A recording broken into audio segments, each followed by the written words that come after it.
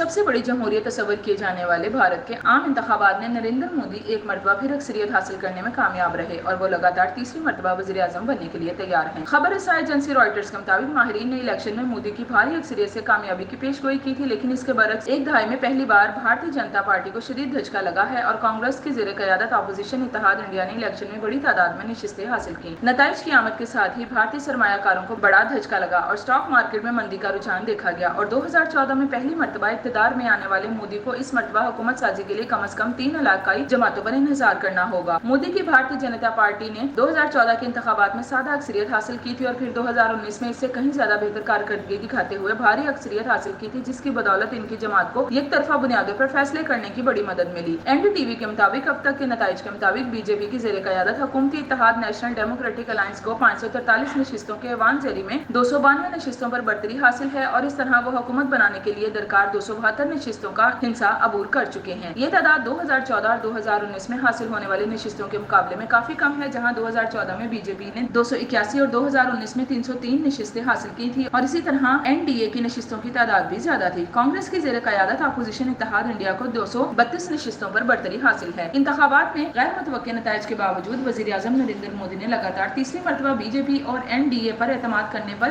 عوام کا شکریہ ادا کیا ہے۔ سماجی رابطوں کی ویب سائٹ ایکس پر اپنے بیان میں انہوں نے کہا کہ میں اس محبت پر عوام کا شکر گزار ہوں اور ہم گزشتہ دہائی کے دوران کیے گئے اچھے کاموں کا سلسلہ جاری رکھیں گے۔